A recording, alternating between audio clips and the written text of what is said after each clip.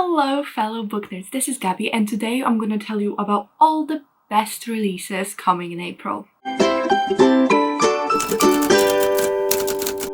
So if you don't know, I have a series on my channel where I talk about new releases coming out every month, and then you can tell me in the comments which one would you like me to read. This month, not gonna lie, I already have a book that I am 99.9% sure I'm gonna be reading, but if there's any other book that really sticks out at you and really want to hear what I thought about it, just let me know and maybe we'll have 2 reviews. But we have a lot of exciting ones. I mean, the book that I'm gonna read, I've pre-ordered ages ago and I entered the pre-order campaign. I'm just hoping so badly that I will get some swag. The way this works, I'm gonna give you 8 books that are coming out in April and we're gonna go by release date, so it's gonna be from beginning to end of April. And the first book we have, it's coming out April 1st actually, and it's called Mina and the Undead by Amy McCaw. So this one's a horror YA novel, which is quite exciting because I feel like there's not many of these around. And this is the synopsis. New Orleans Funk Fest 1995. Mina's having summer to die for. 17-year-old Mina from England arrives in New Orleans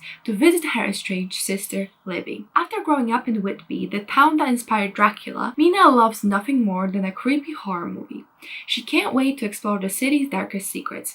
Vampire tours, seedy bars, spooky cemeteries, disturbing local myths, and it gets even better when Mina lands a part-time job at a horror movie mansion and meets Jared, Libby's gorgeous housemate, co-worker, and fellow horror enthusiast. But the perfect summer bliss is broken when, while exploring the mansion, Mina stumbles upon the body of a girl with puncture marks on her neck, clutching a lock of hair that suspiciously resembles Libby's. Someone is replicating New Orleans' most brutal supernatural killings. Mina must discover the truth and prove her sister's innocence before she becomes the victim of another myth. Very exciting, very exciting. How distinct are Libby's hair to be like, yup, that's Libby's hair? I feel like mine are so generic, it'd just be like, yeah, it's like a white person, I don't know. But okay, sounds exciting. Vampires, I mean, I don't think it's actually supernatural, but I'm not sure, but it sounds very fun. And YA horror, I don't know, it just sounds a bit campy. I think it's kind of like a historical fiction because it's set in 1985 and that's 2 years before I was born, so that's exciting. The next one is called The Infinity Chords by Akemi Dawn Bowman. Yep. And this one's coming out April 6th. And what really attracted me to this book was the cover. I mean, it's just so gorgeous. It's beautiful and it looks very sci-fi, so I was really excited. And it is a sci-fi, a YA sci-fi. And I think the author has Asian descent, so I'm not sure if the book will be heavily inspired by that, but it might be. 18-year-old Nani Miyamoto is certain her life is just beginning. She has a great family, just graduated high school, and is on her way to a party where her entire class is waiting for her, including, most importantly, the boy she's been in love with for years. The only problem? She's murdered before she gets there. When Nani wakes up, she learns she's in a place called Infinity, where human consciousness goes when physical bodies die.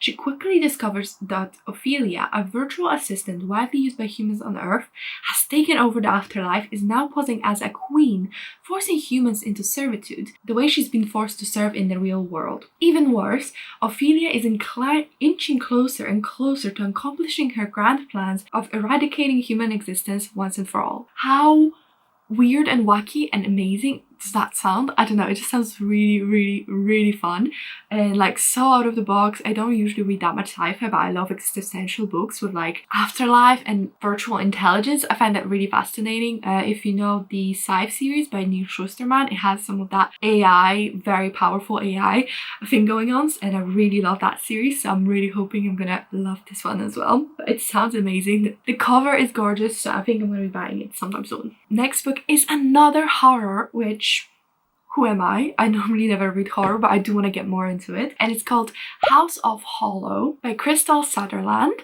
And this one's coming out April 6th as well. And like I said, it's a horror fantasy YA. And the premise is 17-year-old Iris Holo has always been strange. Something happened to her and her 2 older sisters when they were children. Something they can't quite remember, but that left each of them with an identical half-moon scar at the base of their throats. Iris has spent most of her teenage years trying to avoid the weirdness that sticks to her like a tar. But when her eldest sister, Gray, goes missing under suspicious circumstances, Iris learns just how weird her life can get. Horned men start shadowing her, a corpse falls out of her sister's ceiling, and ugly, impossible memories start to twist their way to the forefront of her mind. As Iris retraces Gray's last known footsteps and follows the increasingly bizarre trail of breadcrumbs she left behind, it becomes apparent that the only way to save her sister is to decipher the mystery of what happened to them as children. Another sister book, I think that sounds very exciting. This one giving me a lot of vibes of like,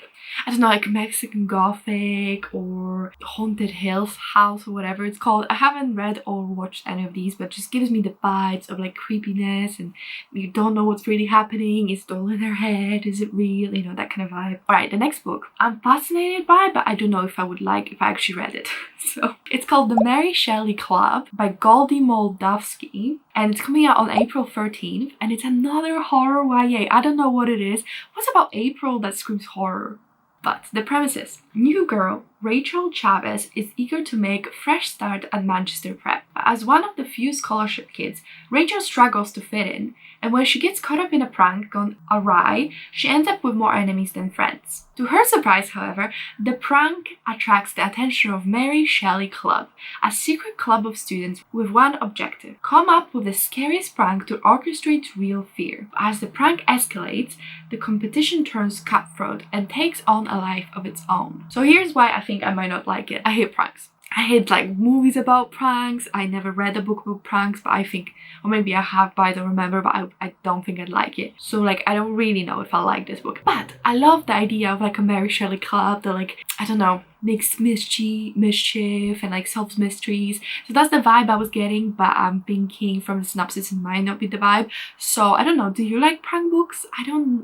For me personally, pranks, I'm just not a fan. Like, it rubs me the wrong way. I feel like they usually have really bad intent, and the intention behind it is sinister. So I don't know. Especially in movies, like real life pranks, unless it's like YouTube pranks, like funny, innocent pranks, I guess that's funny.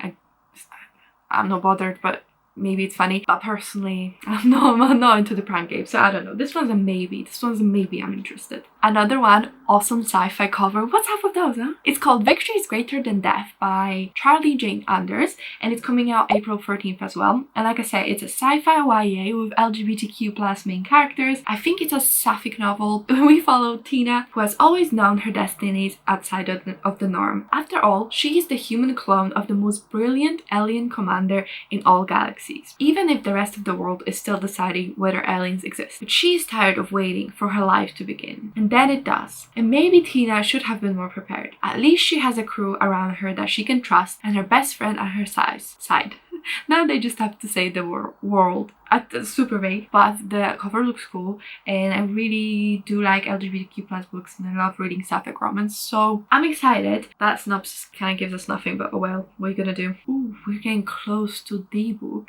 Alright, the next book that sounds really fun is called Sister Song by Lucy Hanson. It's coming out on April 15th, and it's a historical fiction, adult, LGBTQ+ retelling. How many things can you put into one? It's set in 535 AD. In the ancient kingdom of Dumonia, King Scader's children inherit a fragmented land abandoned by the Romans. Riva, scarred in a terrible fire, fears she will never heal. Kaine battles to be seen as the king's son when born a daughter. And Siene, spoiled the youngest girl, yearns for romance. All three fear a life of confinement within the walls of the hold, a last bastion of strength against the invading Saxons.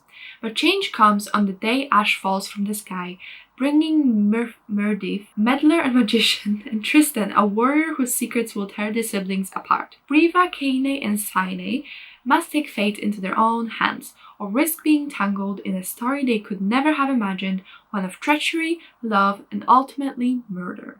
It's a story that will shape the destiny of Britain. So I've never read a historical fiction that old, like set in such an old time. I mean, 535 AD is a long time ago. So I think that will be pretty interesting. Like I don't know, it's a very interesting concept, I think, and the synopsis said like for fans of Madeline Miller, and although sometimes you have to be a bit like skeptical about these called for fans of or whatever because they just stick it on anything and compare it to anything, I do think that this one sounds really interesting. Well, actually that's a lie, I did read Retelling older because she does like Greek retellings. So yeah, fair enough. Madeline Miller. I loved Cersei and I really like the vibe she does with what she does with retellings. So I'm super excited to see if that offer has a similar vibe, because if yes, yes please. The next book is a book that I've been hyped for so long, ever since I saw the cover, because the cover is just perfection. And I first saw the US cover and then they were like, oh, we're gonna have UK cover. I was like, please God, please don't make it ugly. And they're almost the same.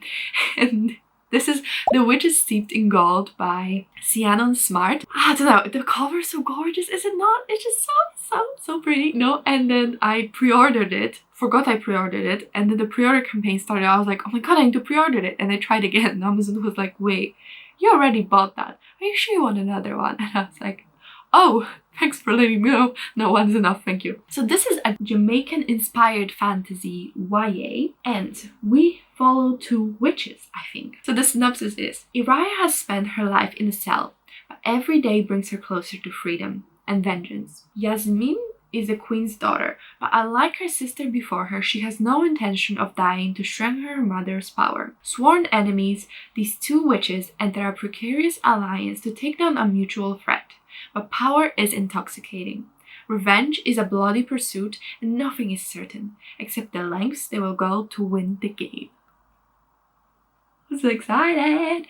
So, oh, sorry, this one's coming out April 20th, if you don't know. I need to get that book, read it, and then review it. So that was the 7th book. So there's only one more book that I'm excited about in April coming out. And it's called The Forest of Stolen Girls by Jane Hur. So this one's coming out April 20th as well. And this is a historical fiction YA. And the synopsis is, after her father vanishes while investigating the disappearance of 13 young women, a teen returns to her secretive hometown to pick up the trail in the second YA historical mystery from the author of The Silence of Bones. Wani's family has never been the same since she and her younger sister went missing, and were later found unconscious in the forest near a gruesome crime scene.